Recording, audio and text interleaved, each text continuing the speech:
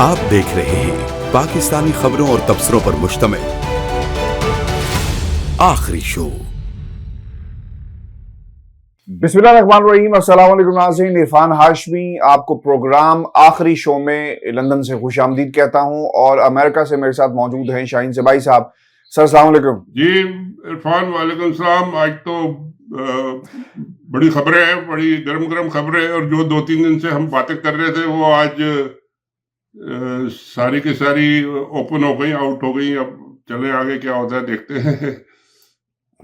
Sir ये पिछले 5 रोज से जो हमने प्रोग्राम शुरू किया और एक इसमें बात हमने एक्सटेंशन और दूसरी तरफ नए आर्मी चीफ की तैनाती को बिल्कुल जो है वो हमने सेंटर बनाया और इसके ऊपर आपका तज्जिया भी पाकिस्तान की अवाम के सामने रखा कि इस वक्त हो क्या रहा है। सबसे इंटरेस्टिंग बात ये थी कि ये सियासत में फौज का किरदार अब नहीं है। अल्फाज क्या अदा किए गए आर्मी चीफ से, ये बड़े इंटरेस्टिंग है कि अफवाज खुद को सियासत से दूर कर चुकी और दूर ही रहना चाहिए, आर्मी चीफ ने कहा है। सर इसमें कुछ चीजें बड़ी इंपॉर्टेंट हैं। एक तो मैं चाहूंगा कि ये बताएं कि ये अमेरिका जाकर ही क्यों ऐलान किया गया, ये बहुत ही इंपॉर्टेंट है। अमेरिका जाकर खुसूसन उस वक्त जब आपकी मुलाकातें CIA हेडक्वार्टर्स में हो रही हैं, पेंटागन में हो रही हैं और पाकिस्तान का अमेरिका के साथ जो स्ट्रेटेजिक अलायंस है इसका फ्यूचर देखा जा रहा होगा, जो हमारी तक खबरें पहुंच रही हैं। लेकिन एक खबर और भी आ जाती है कि हम अपने वक्त पर अपना ओहदा छोड़ देंगे और अब 8 हफ्तों के बाद आपके मुल्क के अंदर एक नया आर्मी चीफ होगा। सर ये क्या हुआ है, पहले तो ये बताएं। पॉलिटिकल इसका एस्पेक्ट्स क्या है वो आगे चलकर बात करता है। ये हुआ क्या है? देखिए जनाब, हुआ ये है कि बाजवा साहब ने पूरा अपना जोर लगा लिया, पूरा उन्होंने अपनी लॉबिंग कर ली, पूरी उन्होंने कोशिश कर ली।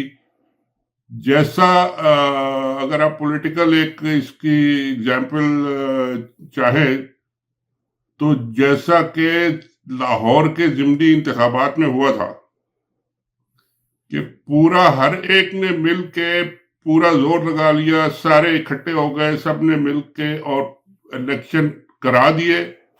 मगर वो इमरान खान साहब की पार्टी तैयार थी और उन्होंने सबका तख्ता कर दिया और सारा कुछ धड़ाम हो गया और वो जीत गए।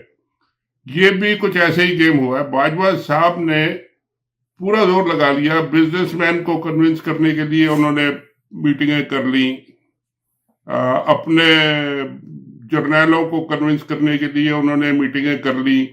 उसके बाद उन्होंने बड़े दौरे कर लिए, बड़े लोगों में जाके चीजें बांटी, बड़ा कुछ किया कि जी मैं बहुत कुछ कर रहा हूं, मैं ही हूं ना, और बस। और आखिरी लंदन भेज दिए अपने ससुर साहब को और उसके बाद खुद आ गए अमेरिका कि जी आखिरी फैसला यहाँ करेंगे, हम कर लें, देख लेंगे।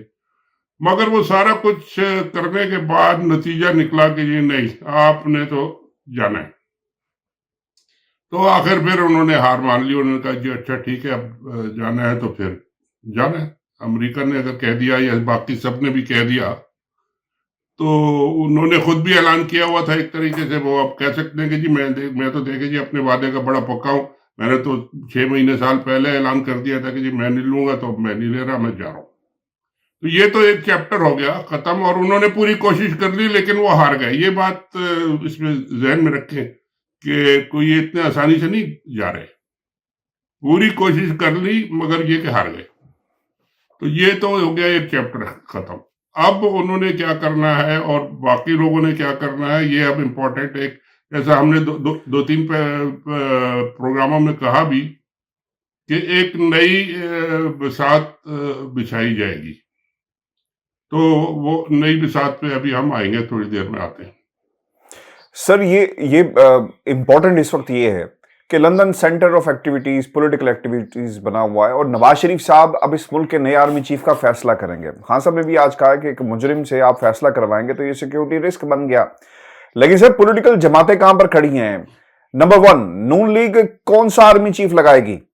वो आर्मी चीफ लगाएगी जो उनको प्रोटेक्ट करे। ये प्रोटेक्टिव बेल की बातें हो रही हैं, तो ये प्रोटेक्टिव बेल सिर्फ नवाज शरीफ के लिए नहीं होगी बल्कि प्रोटेक्टिव बेल पूरे नून लीग के लिए कौन देगा? नंबर 1। और दूसरी तरफ खान साहब ये कहते हैं क्योंकि उन्हें कोई फर्क नहीं पड़ता, कोई भी आर्मी चीफ लग जाए, उनका ताल्लुक पाकिस्तान की आवाम के साथ है। नून लीग कहां पे खड़ी है, जरदारी साहब कहां पर खड़े हैं, ये पीडीएम वाले किसको, इनकी प्रायोरिटीज क्या होंगी सियासी जमातों की? जी इरफान, आपका सवाल बिल्कुल सही है कि नून लीग कहाँ खड़ी है और वो क्या कर रहे हैं और वो क्या करेंगे।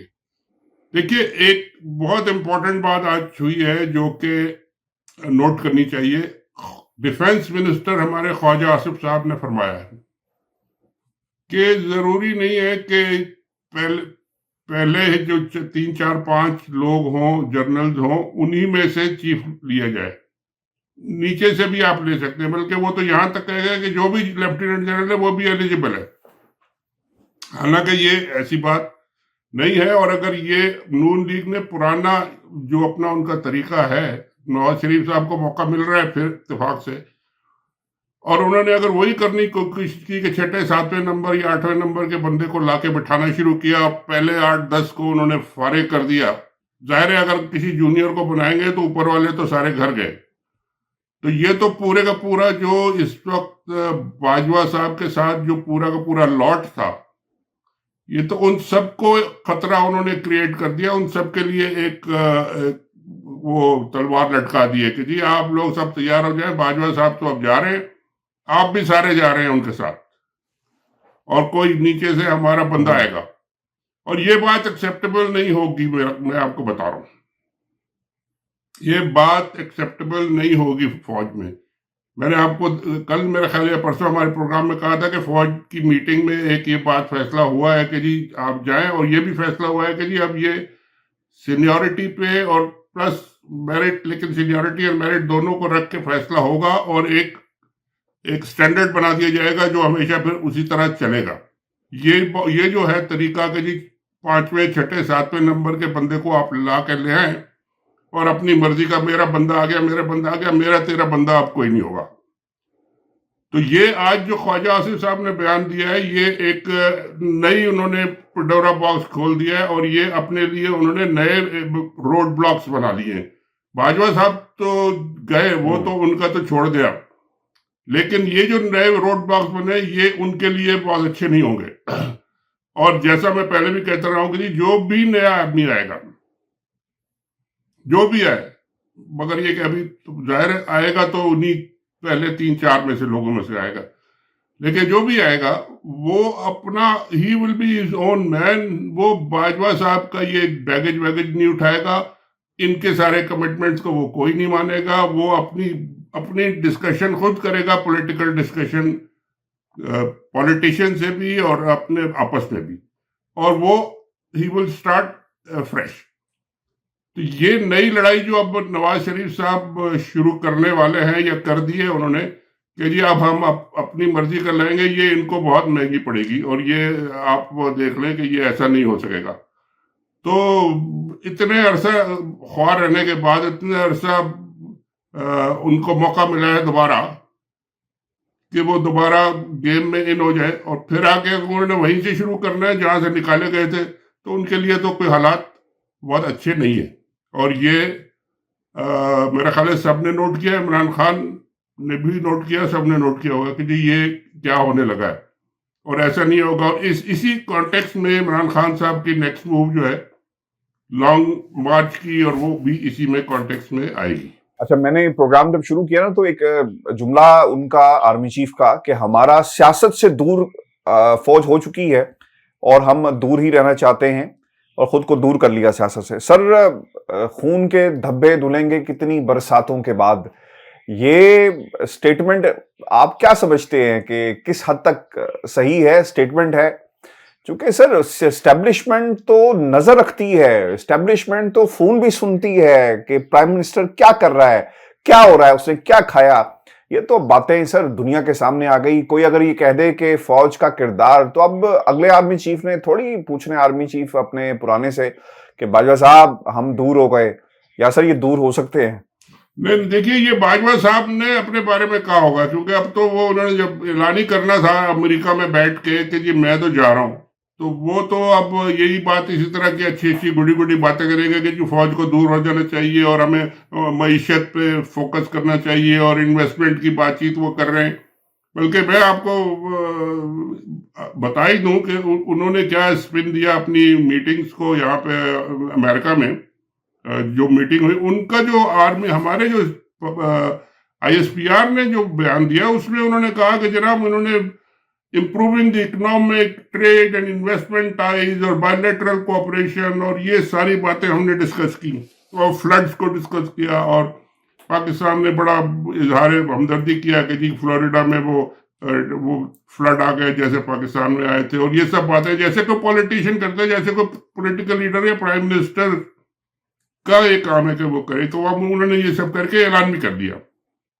मगर एक बात नोट करें, जो सरकारी ऐलान अमेरिका ने किया वो क्या है, एक लाइन का उनका है कमेंट, एक लाइन का। और ये मैं आपको दिखा भी दूं, ये जो उनकी जो मैंने प्रिंट किया है, एक पैराग्राफ है जिसमें वो छोड़ देंगे जी वो फलाना मिला और फलाना मिला, और आखिर में discussions focused on opportunities to address की mutual defence interest, that's it, की म्यूचुअल डिफेंस इंटरेस्ट पे बात हुई है। बाकी सब चीजें जो इन्होंने कही है उसका कोई जिक्र नहीं है।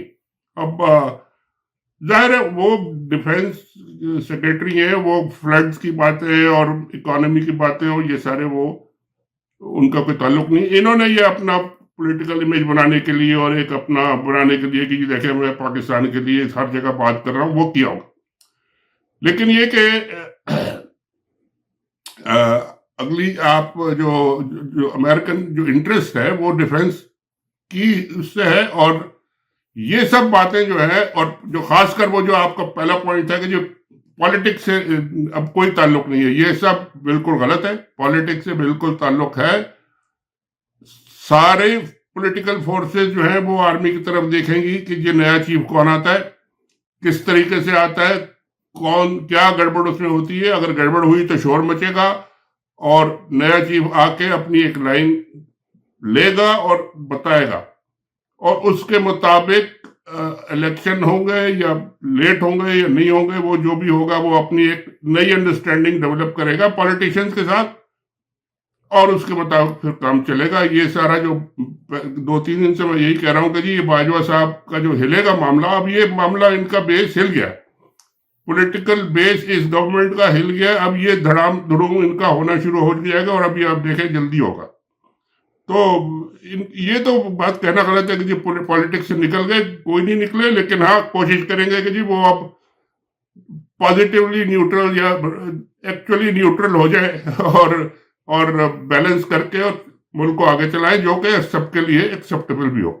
अच्छा शाहीन साहब, एक स्टेटमेंट जारी किया गया, फर्क नहीं पड़ता आर्मी चीफ कौन होगा, अगर मुजरिम से मुशावरत हो तो ये सिक्योरिटी थ्रेट है। खान साहब को क्या फर्क पड़ता है आर्मी चीफ के आने का न आने का? क्योंकि उन्होंने एक स्टेटमेंट तो सर जारी किया था, और वो स्टेटमेंट ये था कि पॉपुलर डिसीजन, पॉपुलर मैंडेट, नई हुकूमत जो हो ये फैसला करे। क्योंकि अगर आपने नवाज शरीफ से ही फैसला करना है तो सर फिर ये अल्ताफ हुसैन से भी कर लिया जाए, वो भी ज्यादा दूर नहीं है, और एक माफी उनकी भी चल रही है कि मुझसे गलती हो गई माफ कीजिए, तो सर उनसे भी मशवरा कर लें, क्योंकि वो भी यहाँ पर बैठे हुए हैं और वो भी माफिया मांग रहे हैं।